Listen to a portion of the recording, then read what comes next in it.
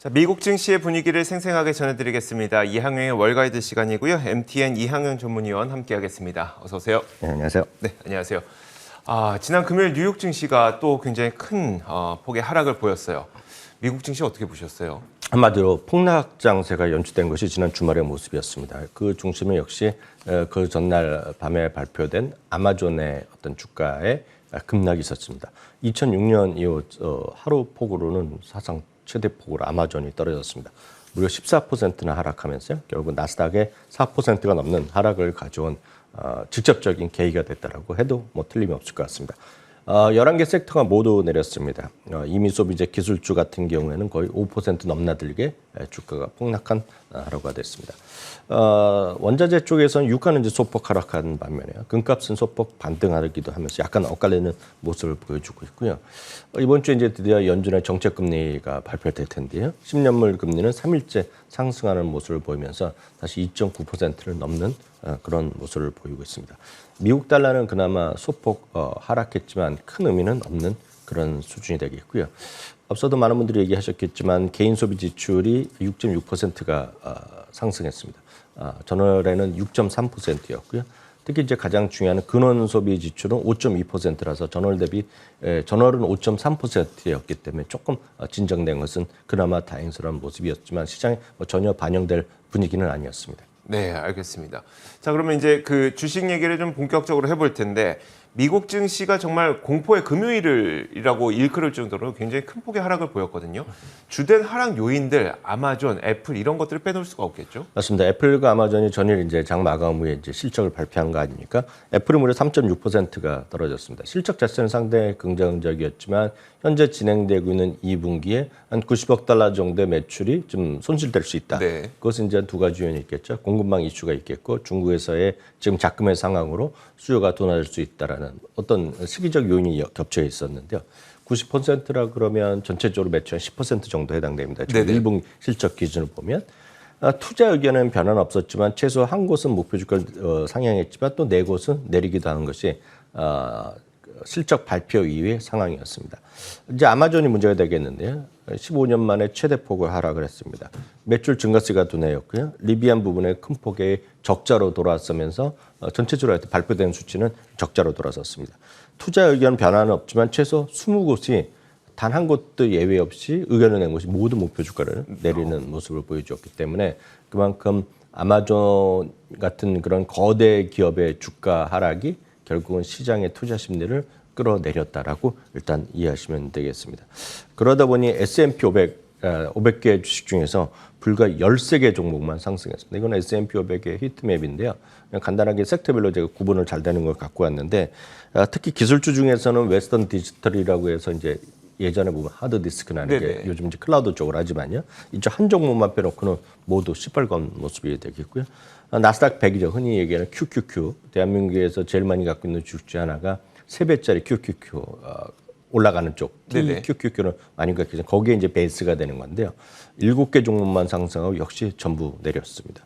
다우 30개 주식 중에서는 머크라든가 한두 개 빼놓고는 전부 다 좀 내려가는 모습을 보여줬습니다.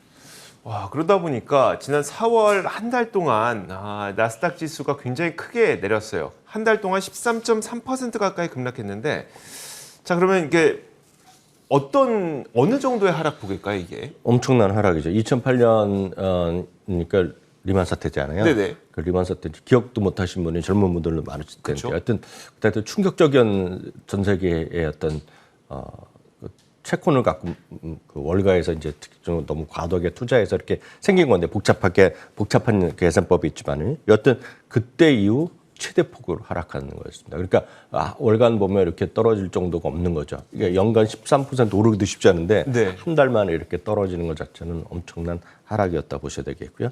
S&P 500도 8.8%가 월간 단위 하락했습니다. 다우도 보면 4.9%. 그나마 다우가 선방했지만 역시 제일 많이 떨어진 모습이 되겠습니다.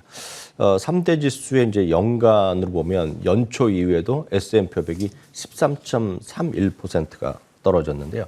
1월부터 4월까지의 하락폭으로 보면 1939년 39년이는데 태어나신 분 별로 없으실 것 같습니다. 방송까지 보신 분 중에서. 그쵸, 네. 39년 이후 최대 폭으로 1월부터 4월까지 떨어졌습니다. 이제 그러면 이제 이렇게 많이 떨어졌으니까 겁도 나고 더 떨어질 것 같은 생각 들지만 미국 주식은 흥미롭다고 보면 좀 그렇지만 별의별 통계가 다 있거든요. 네네. 그래서 오늘 재미난 통계를 두 개를 보여줬습니다. 이렇게까지 크게 하락했던 S&P 500과 나스닥의 과거 사례가 있을 텐데요. 이 경우에 어땠냐는 거죠. 그 이후에요. 한번 보겠습니다. 많은 분들이 떨어지면 이제 더 떨어질 거라고 많이들 생각하시는데 뭐 그럴 수도 있겠는데요. 지금 이 보이는 그림은 S&P 500부터 말씀드리겠습니다. S&P 500 보시면 이 1928년부터 2022년 오늘까지죠. 그러니까 진짜 한 번까지 보면 1월부터 4월까지 하락폭이 10%가 넘게 하락했을 경우에 보면 1월부터요. 한 달 후 그리고 두 달 후 그다음에 3개월 후 흐름을 보겠는데요. 1941년과 1970년 그때 보면 한 두 번 정도는 플러스 나기도 했었고요. 3개월 후에 보면은요. 첫 한 달 두 달은 그렇게 큰 재미가 없었습니다. 그러니까 상승과 하락에서 어느 하나가 더 많았다라고 할 수 없겠지만 3개월 지나면 대부분 상승으로 돌아섰다라고 볼 수 있었습니다. 1970년 이후는 대부분 그랬고요. 흥미로운 것은 그 이후에 지금 남은 기간이죠. 남은 기간이니까 이제 5월부터 12개월 동안에 보면 1930년 너무 오래된 것 같지만 어찌되었건 전부 다 플러스가 제법 났었다라고 일단 이해하시면 되겠습니다. 다음은 나스닥입니다. 나스닥은 1971년 시작된 이후에 지금까지 흐름이 되겠는데요. 나스닥은 쏙 좋지 않습니다. 그러네요. 그러니까 S&P 500은 앞서 보여드렸다시피 초록색 두께 있지만 나스닥은 거의 예외 없이 물론 2005년에는 플러스가 났어요. 2005년에는 첫 한 달, 3개월 뭐 그다음에 남은 기간 동안 플러스가 났지만 2008년을 비롯해서 썩 좋지 않았다. 그래서 과거의 경험을 보면 나스닥보다는 그다음에 S&P 500 그런 것들이 상대적으로 좀 유리하지 않을까라는 생각을 과거의 통계에서 그냥 설명드릴 수 있겠습니다. 물론 그런 희망을 갖고 있을 수도 있지만 우리가 이제 시기적으로 5월엔 팔고 떠나라라는 증시 경험이 많은데 4월에 이렇게 떨어진 상태에서 5월에 또 팔고 떠나라라고 하니까 좀 걱정이 앞서거든요. 어떻게 봐야 될까요? 그렇죠. 이제 저희는 통계를 말씀드릴 뿐이니까요. 저희가 어떤 입장을 확실하게 지금 시점에서 된다 안 된다 얘기 말씀드릴 수 있는 상황은 아닌 것 같고요. 5월에 팔고 이제 10월에 돌아오라는 얘기가 분명히 역사적으로 보면 분명히 의미는 있는 건 분명합니다. 특히 최근 3년이요. 특히 올해는 이제 많은 분들 아시겠지만 미국 이제 대통령 선거 중간에 중간 선거가 있지 네네. 않습니까? 그래서 올해 중간 선거가 했는 해에는 5월부터 10월 달 동안요. 평균적으로 주가가 3.4% 떨어진 거는 팩트가 되겠습니다.